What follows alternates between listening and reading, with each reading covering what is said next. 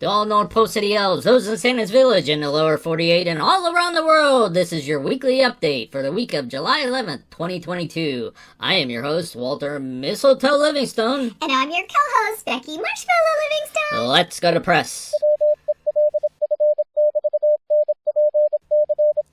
For the week of July 11th, 2022, your sponsor will be the Peppermint Shack. Located at 397 Snowball Run Road, the Peppermint Shack offers the best smooth peppermint cocoa and pub games in North Pole City. Make sure you stop by the Peppermint Shack today. Update from Santa's Village: this Tuesday afternoon at 1 p.m. there will be a send-off parade from Claus Mansion and around City Center Square as the Clauses head out to Polar Bear Lake to get ready for this year's Reindeer Games encampment. Santa says he's leaving promptly at 1 p.m. So if you want to come out for the send-off, don't be late. From the Department of Homeland Security, to clear up all suspicions and rumors floating around Santa's Village in North Pole City, Santa and Edward Hinklemeyer have decided to release a statement as to whom it is believed is behind all of the sabotage and tampering taking place this year, trying to inhibit Santa's deliveries, so that we can all enjoy ourselves this year out at camp.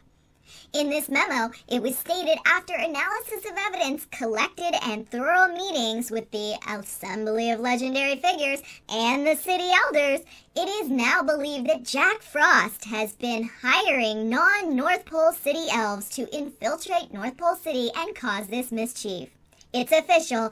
It's Jack Frost behind it. The major concern behind this is distinguishing between these elves and the residents of North Pole City. Therefore, they're working on yet another new security badge and will have a booth set up at the campout and reindeer games, since most of us will be in attendance, where we can get our North Pole City resident credentials checked and set up new badges. The division of WWWPR has added a new download to Mrs. Claus's Kitchen page for a new design of the cookie fry containers for anyone wishing to download the design. Print it out, make some up for camp. The design is pretty close to the last one that we had, but now it's digital and available on the website. For North Pole City News Weather Update, this week there will be snow on Monday and Tuesday. Then we start to see the temperatures rise into the upper 30s by the weekend. Temperatures will be in the mid-40s with partial sunny skies.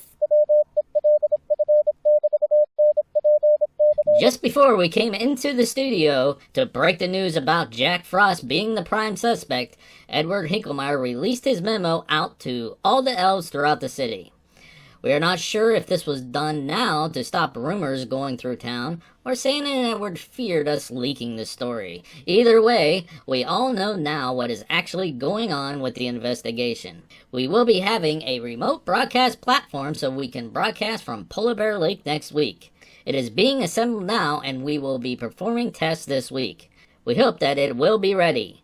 For next week's news update, it will be mostly covering events at camp and reindeer games. For any detailed news in and about the city, please refer to next week's Peppermint Post.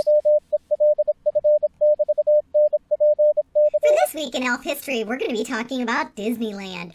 On July 16th of 1954, construction began on the famous Disneyland. In 1932, Walt Disney got the idea for building a family park, and it would be nearly 20 more years before the project really got underway, but Walt never gave up. The earliest documented draft of Disney's plans appeared in a memo on August 31st of 1948, where it was referred to as Mickey Mouse Park. Walt Disney originally planned to build it on a vacant 16-acre plot directly across the street from his studios. Unfortunately, the idea was turned down by the city of Burbank. Betcha they're upset about that. Anyways, bankers, investors, and many of the people within his own company were strongly opposed to the project too. His brother Roy even thought that this fanciful, expensive amusement park would lead to financial ruin. Walt, though, was confident of his project and even sold his vacation property and borrowed on his life insurance to get the project going.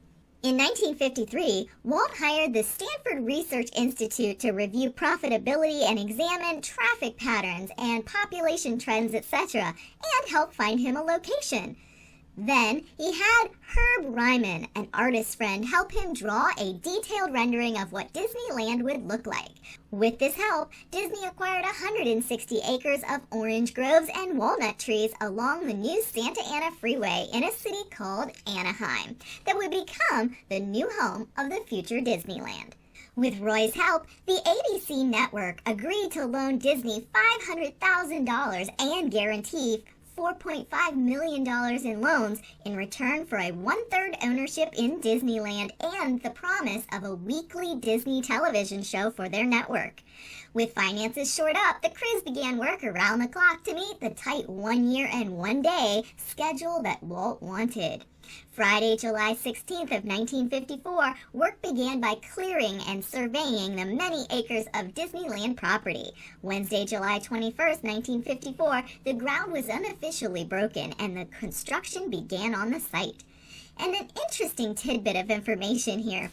At some point, Walt went to the city of Anaheim and specifically requested the street address, 1313 South Harbor Boulevard, for Disneyland. He apparently wanted this address because the 13th letter of the alphabet is M, and Walt said it all started with a mouse. Mickey Mouse. Others indicate, though, that the 13s, being unlucky, were Walt's way of thumbing his nose at those who thought Disneyland would fail.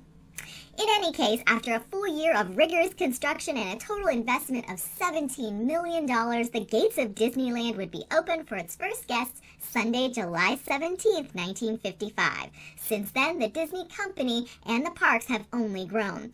Each year, nearly 20 million visitors attend Disney parks. Anyone wishing to help put together the gift baskets for the raffle, they will be made up on Wednesday at the North Pole City Commerce Building. They will also be wrapping the gifts for the relay race on Thursday. Come out and join in for some elfin camaraderie and a free lunch on Wednesday or Thursday, and lend a hand with these preparations.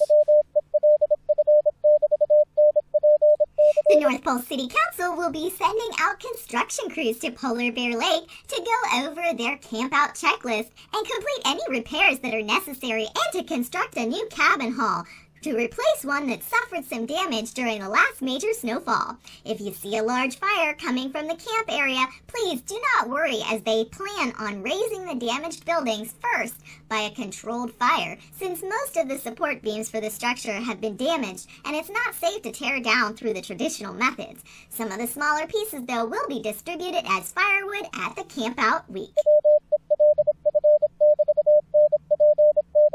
The North Pole City Sports League is looking for volunteers to help build the Foosball Arena. Foosball is a new game that was added to the North Pole City Reindeer Games this year. They need some help in building the arenas for gameplay. Any elves interested in helping out should arrive at the North Pole City Sports League offices Friday morning at 9 a.m. They will shuttle the volunteers to the build site. Lunch will be provided by the league. In community events this week, to celebrate Blueberry Muffin Day on the 11th, mini blueberry muffins will be provided in City Center for any elf who'd like a handful. To celebrate Etch-a-Sketch Day on the 12th, there will be a friendly exhibition in City Center for any elf who thinks they can create the greatest Etch-a-Sketch design. Come and show off your skills.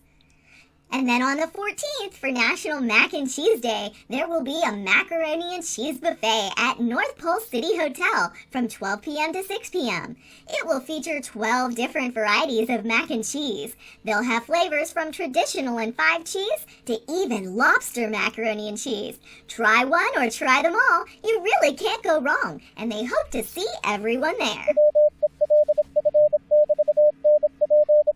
WELF NPC North Pole City Radio would like to wish a very happy 400th birthday to Orville Zinger Yeardley. Orville is a supervisor for Santa's Flight Command and Control and has had his certification to fly Santa's sleigh for almost 200 years now. We wish you many more happy years. This is Walter Mistletoe Livingstone. And Becky Marshmallow Livingstone. With a reminder, the bottom line is to have fun and enjoy life. Have a good evening, and be sure to tune in next week as we broadcast live from Polar Bear Lake.